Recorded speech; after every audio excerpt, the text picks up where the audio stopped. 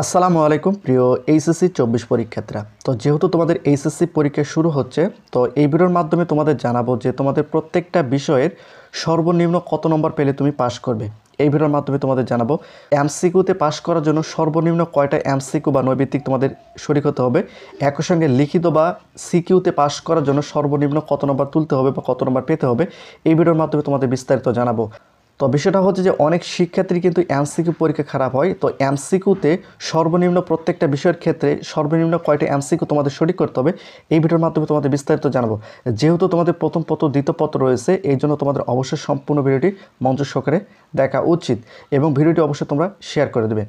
তো তোমাদের বাংলা প্রথম পত্রের ক্ষেত্রে একটু পরিষ্কার করে দেয়। এখানে তোমরা দেখতে পাচ্ছ, দেখো বাংলা প্রথম পত্রের ক্ষেত্রে দেখো এমসিকিউতে পাস করার জন্য 30টা যেহেতু তোমাদের এমসিকিউ থাকবে, 30-এর মধ্যে সর্বনিম্ন 10টা এমসিকিউ তোমাদের সঠিক করতে হবে। বাংলা প্রথম পত্রে যেহেতু তোমাদের এমসিকিউ রয়েছে, সেক্ষেত্রে এমসিকিউতে পাস করার জন্য 30-এর মধ্যে সর্বনিম্ন 10টা এমসিকিউ তোমাদের সঠিক করতে হবে। আর সিকিউ অর্থাৎ লিখিতর ক্ষেত্রে ৭৭-এর মধ্যে সর্বনিম্ন 23 নম্বর তুলতে হবে। তাহলে কিন্তু তোমরা বাংলা প্রথম পত্রে পাস করতে পারবে। তাহলে 10 আর 23 হচ্ছে 33।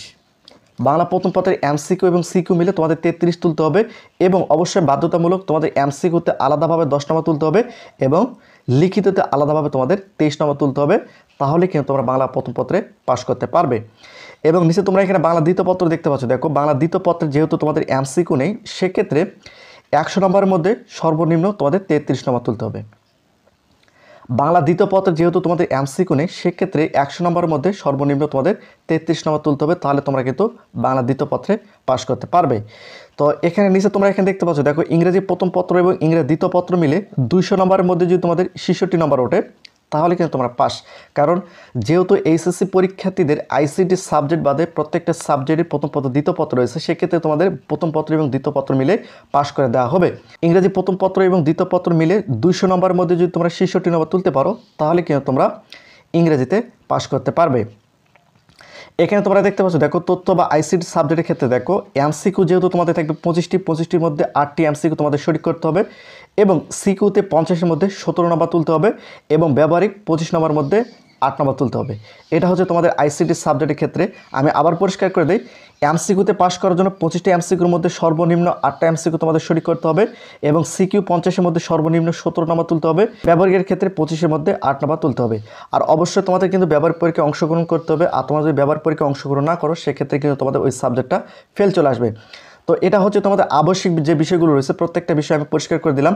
তো এখন বিষয়টা হচ্ছে, দেখো এখানে তোমাদের একটু পরিষ্কার করে দেয়।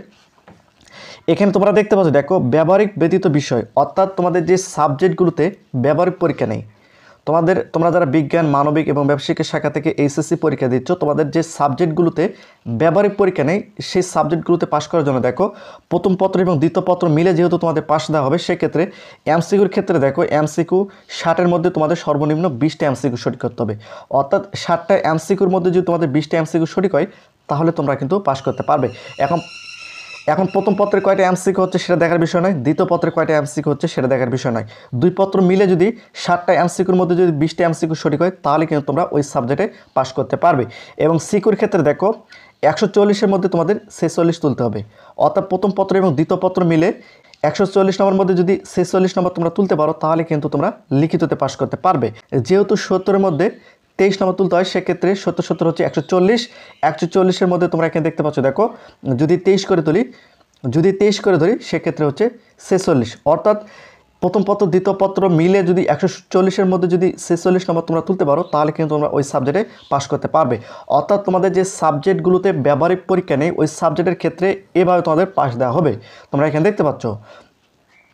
এবং নিচে যদি তোমরা একটু লক্ষ্য করো, এখানে তোমরা দেখতে পাচ্ছ, দেখো তোমাদের যে সাবজেক্টগুলোতে ব্যবহারিক পরীক্ষা রয়েছে, এখানে দেখো ব্যবহারিক সব বিষয়গুলো দেখো প্রথম পত্র দ্বিতীয় পত্র মিলে যেহেতু তোমাদের পাস দেওয়া হবে, সেক্ষেত্রে দেখো এমসিকিউর ক্ষেত্রে 50-এর মধ্যে 16টা এমসিকিউ তোমাদের সঠিক করতে হবে। অর্থাৎ তোমাদের যে সাবজেক্টগুলো ব্যবহারিক পরীক্ষা অনুষ্ঠিত হবে, ওই সাবজেক্টগুলোর এমসিকিউতে পাস করার জন্য 50টা এমসিকিউর মধ্যে তোমাদের 16টা এমসিকিউ সঠিক করতে হবে এবং সিকিউর ক্ষেত্রে 100-এর মধ্যে তোমাদের 34 নম্বর তুলতে হবে এবং ব্যবহারিকের ক্ষেত্রে 50-এর মধ্যে 16 নাম্বার তুলতে হবে। তোমাদের যে সাবজেক্টগুলোতে ব্যবহারিক বিষয় পরীক্ষা হবে সেই সাবজেক্টগুলোতে তোমরা কিন্তু পাস করতে পারবে। এটা হচ্ছে তোমাদের যে সাবজেক্টগুলোতে ব্যবহারিক রয়েছে। আমি আবারও পরিষ্কার করে দিই, এমসিকিউতে পাস করার জন্য 50টা এমসিকিউর মধ্যে 16টা এমসিকিউ সঠিক করতে হবে এবং সিকিউর ক্ষেত্রে 100-এর মধ্যে 34 নাম্বার তুলতে হবে এবং ব্যবহারিকের ক্ষেত্রে 50-এর মধ্যে 16 নাম্বার তুলতে হবে। তাহলে কিন্তু তোমরা খুব সহজে পাস করতে পারবে। আর যেহেতু তোমাদের অপশনাল বা চতুর্থ বিষয় ফেল নেই, সেক্ষেত্রে তোমরা এখানে দেখতে পাচ্ছ, দেখো চতুর্থ বিষয়ে কোনো ফেল নেই। এখন বিষয়টা হচ্ছে চতুর্থ বিষয় যদি তোমরা A+ পাও তাহলে কিন্তু তোমাদের রেজাল্টটা অনেক বেশি আসবে। এখন চতুর্থ বিষয় A+ পাওয়া মানে সেখানে কিন্তু তোমাদের অতিরিক্ত 3 পয়েন্ট থাকতেছে। এই 3 পয়েন্ট কিন্তু তোমাদের মেন পয়েন্টের সাথে কিন্তু যোগ হবে। এই জন্য তোমরা চেষ্টা করবে তোমাদের 4 সাবজেক্টে যেন A+ থাকে। তো এটা হচ্ছে এইচএসসি 24 পরীক্ষার্থীতে 5 নম্বরের বিষয়টা। তারপরে যদি তোমাদের মধ্যে কোনো কনফিউশন থেকে থাকে অবশ্যই তোমরা সেটা নিচে কমেন্ট করে জানাতে পারো। সেই বিষয়ে তোমাদের আলাদাভাবে ভিডিও দেওয়া হবে। তো তোমরা অবশ্যই চ্যানেলটিকে সাবস্ক্রাইব করে রাখো।